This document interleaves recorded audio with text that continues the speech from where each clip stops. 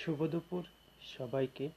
আজ আমি স্নাতক চতুর্থ ষান্মাসিকের সাধারণ বাংলা চতুর্থ পত্রের চতুর্থ একক তিতাস একটি নদীর নাম উপন্যাসের কাদের মিয়া এবং বনমালী চরিত্র দুটি নিয়ে আলোচনা করব। ঔপন্যাসিক অদ্বৈতমল্ল বর্মণের তিতাস একটি নদীর নাম একটি নদীমাতৃক বা নদীকেন্দ্রিক আঞ্চলিক উপন্যাস।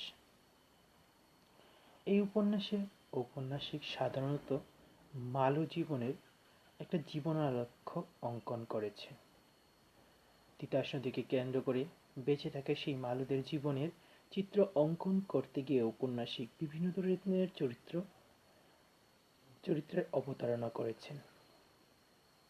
এই চরিত্রগুলির মধ্যে যেমন মালু সমাজের চরিত্র রয়েছে, পাশাপাশি ঔপন্যাসিক সেই তিতাস পাড়ের চাষি শ্রেণীরও কিছু চরিত্রের অঙ্কন করেছেন।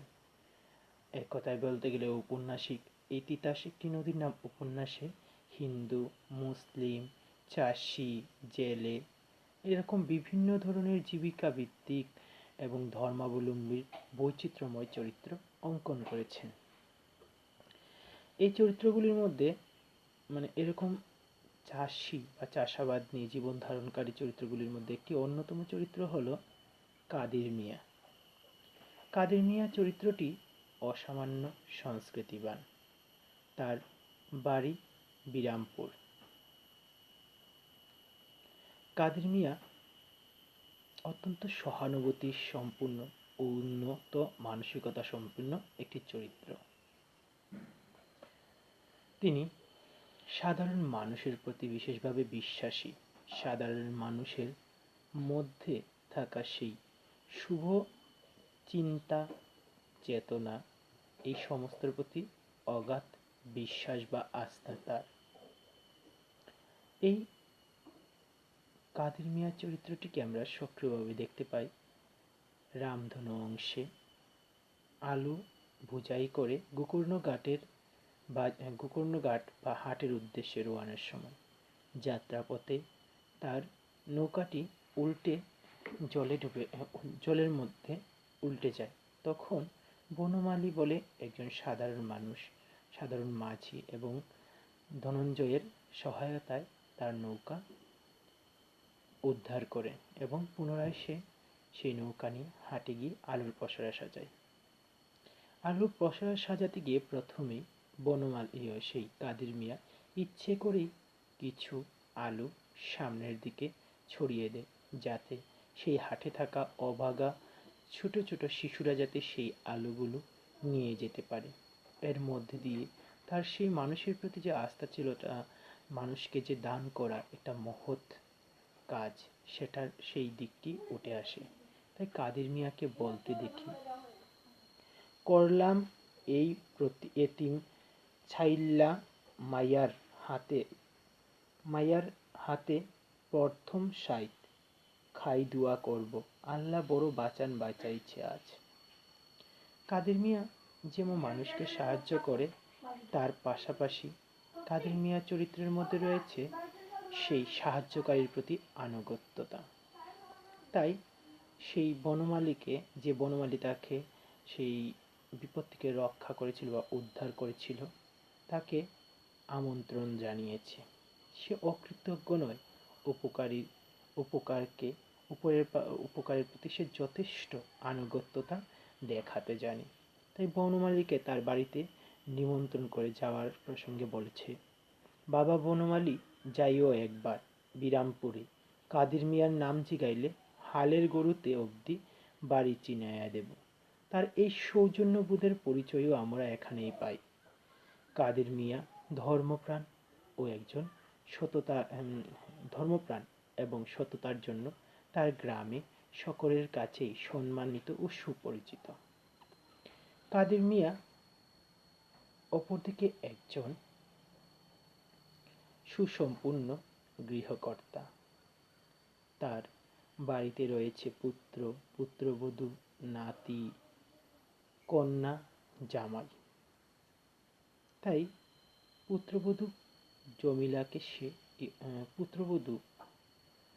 পুত্রবধূকে সে কন্যার মতোই দেখে।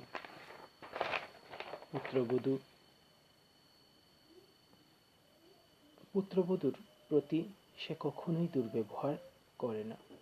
যখনই তার কন্যার কথা মনে করে একজন স্নেহপ্রবণ পিতার মতোই তিনি বলে ওঠেন, বেদনায় বুকটা টনটন করে। পুত্রবধূ খুশিকে তিনি কখনোই যন্ত্রণা দেন না বা কোনো কটু কথা বলেন না। তিনি ভাবেন তিনি যেমন এরকম পুত্রবধূকে কটু কথা বলবে, হয়তো তার শ্বশুরবাড়ির লোক মানে তার কন্যা জমিলার শ্বশুরবাড়ির লোকও তাকে এমনই কথা শোনাবে এবং বিশেষভাবে জ্বালা যন্ত্রণা দেবে। এই কথা ভেবে তার বিবেক বোধের মধ্যে আপনা আপনি তিনি বলে ওঠেন যে, আমি যত দোষের দোষী নই না, তার চাইতে অধিক দোষের দোষী করিয়া তারাও আমার জমিলাকে এমনই জর্জরিত করিতে থাকিবে। এই বিবেক বুদ্ধি তাকে বাধ্য করে খুশির প্রতি সুব্যবহার করতে এবং খুশিকে তার কন্যার মতোই ভাবতে।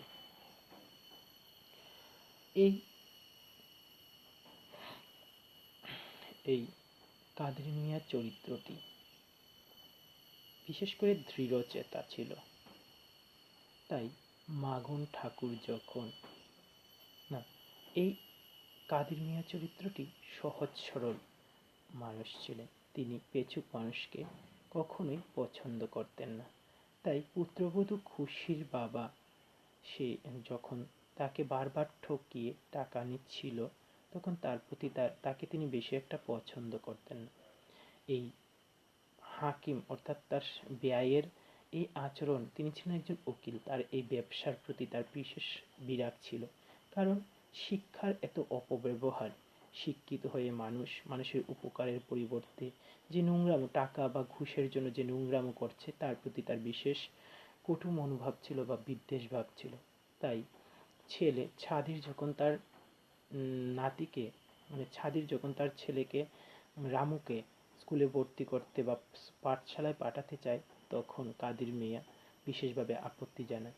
তিনি তাই সেই প্রচলিত ব্যবস্থার প্রতি কটু বিদ্বেষ মনোভাব প্রকাশ করে বলেন, স্কুলে পাঠাইলে তোর শ্বশুরের মতো মুহুরি হইতে পারিবে, আর শাশুড়ির বিছানায় বউকে ও বউয়ের বিছানায় শাশুড়িকে শুয়াইয়া দিয়া দূরে সরিয়া ঘুষের পয়সা গুনিতে পারিবে। কাদের মিয়ার দৃষ্টিভঙ্গি ছিল সাধারণের থেকে আলাদা। তাই জায়গা নিয়ে মামলা তিনি নামতে চায়নি।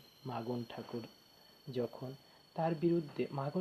যখন তার বিরুদ্ধে মিথ্যে মামলা করেছিল, তখন সে কিন্তু মানুষকে চিনতে পেরেছিল।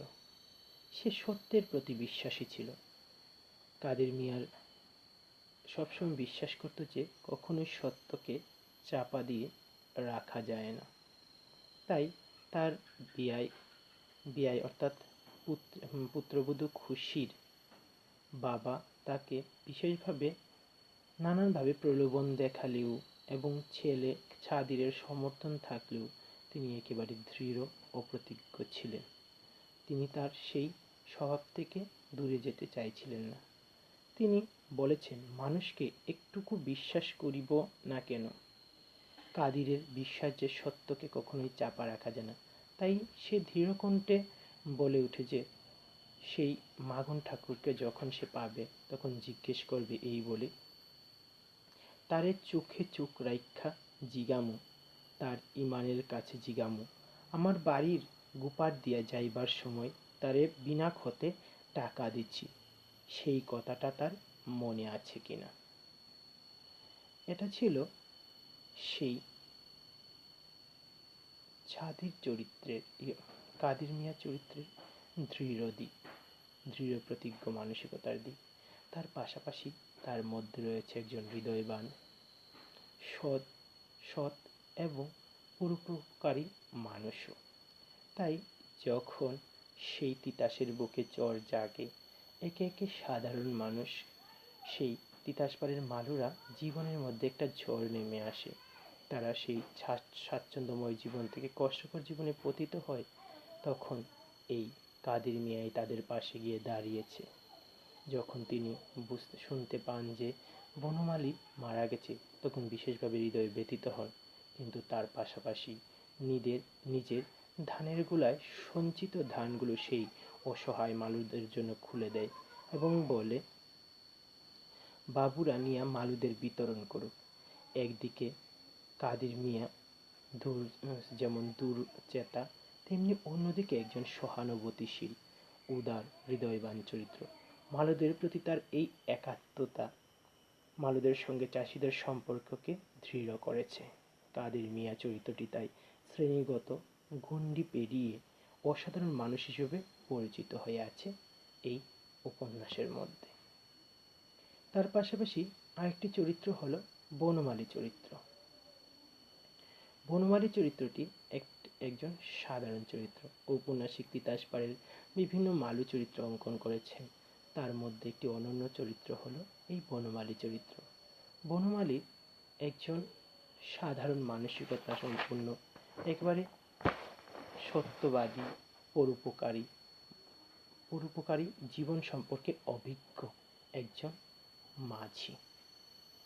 তার পরিবারে রয়েছে 3টি বোন এবং সে একা। সেই পরিশ্রম করে তার বোনগুলোকে মানুষ করেছে। সংসারের সমস্ত দায়ভার তার উপরই। ঔপন্যাসিক এই বনমালী চরিত্রটিকে সক্রিয়ভাবে দেখিয়েছেন বা প্রাণ উজ্জ্বল করে তুলেছেন উপন্যাসের রামধনু অংশে।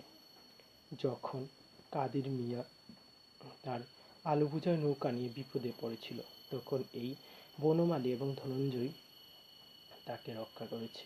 এর মধ্যে দিয়ে পরোপকারী মানসিকতার দিকটি তার চরিত্রে ফুটে ওঠে। তার পাশাপাশি যখন অনন্তকে সেই হাটের মধ্যে একাকী ঘুরে বেড়াতে দেখেছে, তার প্রতিও তার সহানুভূতি লেগেছে। তাই অনন্তকে ডেকে এনে তাকে জিজ্ঞেস করেছে সে কোথায় থাকে। যখন অনন্তকে জানতে পারে সে তার স্বজাতি, তখন এটাও জানিয়েছে এবং অনন্তকে নিজের সঙ্গে নিয়ে যাওয়ার কথা ভেবেছে। কিন্তু ধনঞ্জয়ের নৌকার মালিক ধনঞ্জয়ের আপত্তির জন্য এই বনমালী অনন্তকে নিয়ে যেতে পারেনি বলে মনে মনে খুবই দুঃখ অনুভব করেছে। পরবর্তী সময়ে আবার এই অনন্তের সঙ্গে দেখা হয়েছে তার বোন উদয়তারার বাড়িতে। তখন অনন্তকে নিয়ে বনমালী দূর নৌকা পাল্লায় পাড়ি দিয়েছে। তখন এই বনমালীর কাছ থেকেই অনন্ত জীবনের বাস্তব অভিজ্ঞতাটুকু অর্জন করতে পেরেছে। তার পাশাপাশি অনন্তকে সেই বনমালী অত্যন্ত ভালোবেসে ফেলেছিল। তাই মনে মনে স্বপ্ন দেখতে শুরু করেছিল যে সেই অনন্তের সঙ্গে অনন্তবালার বিয়ে দেবে। যখন পরবর্তী সময়ে অনন্ত সেই পড়াশোনা শিখে শহরে চলে যায়, তখন বনমালী ভাবে অনন্ত আসছে না কেন। প্রতীক্ষা করতে করতে একদিন নিজেই এই সহজ সরল সাধারণ মানুষ কুমিল্লার স্টেশনে অনন্তের উদ্দেশ্যে শহরে রওনা দেয় এবং কুমিল্লা স্টেশনে নেমে সেখানে গিয়ে অনন্তের দেখা পায়। সেখানে দেখে যে অনন্ত একটা বাবুর মতো পোশাক পরে আছে। অনন্তকে চিনতে পেরেও এই বনমালী তাকে মালু হিসেবে তার কাছে এই সাধারণ মালু নিজের পরিচয় দেয়নি। এটাই ছিল তার প্রত্যুৎপন্ন ব্যক্তিত্বের মতিত্ব। তার পাশাপাশি তিনি অত্যন্ত বুদ্ধিমত্তার সঙ্গে অনন্তের সামনে মালুদের সেই দুরবস্থার কথা বর্ণনার মধ্যে দিয়ে অনন্তের কাছে নিজের পরিচয় দিয়েছে। অনন্ত তার সেই কথা শুনে তাকে চিনতে পেরেছে এবং নিয়ে আতিথেয়তা গ্রহণ করিয়েছে। এর মধ্যে দিয়ে সেই একজন উদ্দাম, সেই গ্রামের ছেলেকে গ্রামে ফিরিয়ে আনার একটা মানসিকতার সম্পূর্ণ ব্যক্তিত্বকে দেখিয়েছে। তার পাশাপাশি এই বনমালী ছিল পরোপকারী, বা নিজের স্বার্থ নিয়ে সে কখনোই ভাবেনি।